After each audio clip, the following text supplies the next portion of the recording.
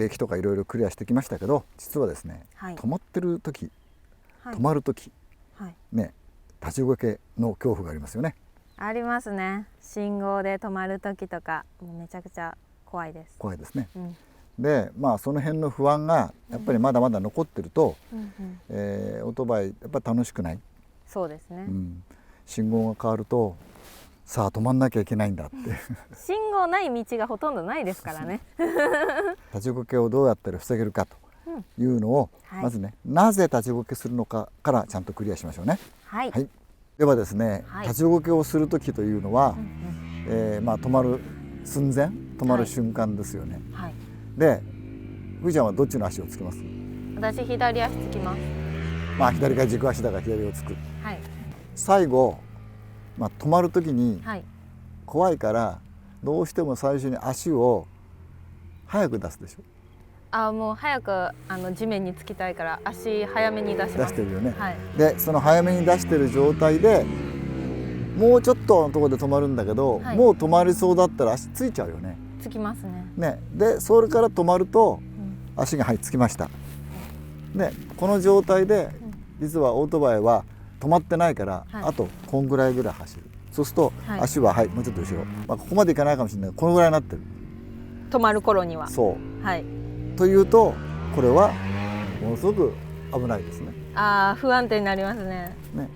大事なことは、その最後、ゆるゆるっと止まらずに、ピタッと止まってしまう。ピタッと止まってから足を出す。もしくはちょっと足が出てても、ピタッと止まってればその後ろに流れないから、その分安心だよね。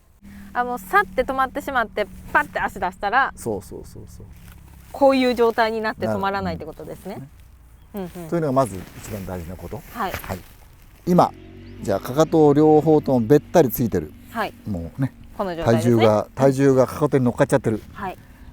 もうこれが一番安心安定と思いますよね。かかとべったり状態でこういうふうにね、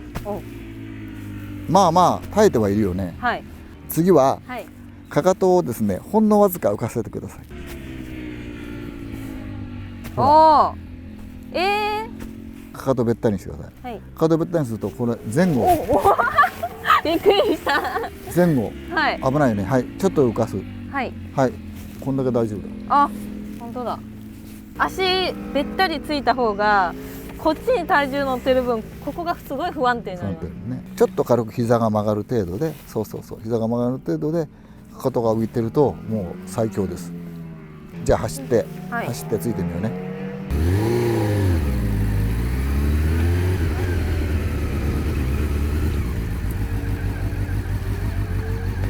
めちゃめちゃうまくできてるじゃん。いい感じですねパッて止まってパッて出すみたいな。やっぱりゆっくり出してる方がいいよね。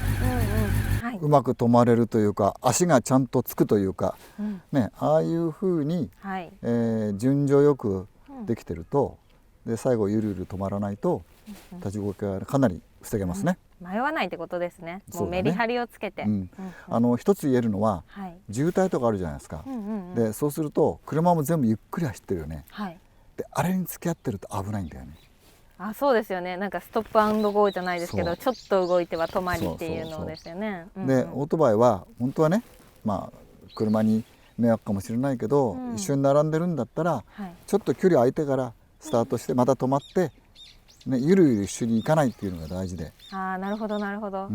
もう進む時は進む、止まる時は止まるっていう感じの方が立ちこけのリスクが減るっていうことですね。その辺から安心感をどんどん高めていくと、気持ちもね変わるんで。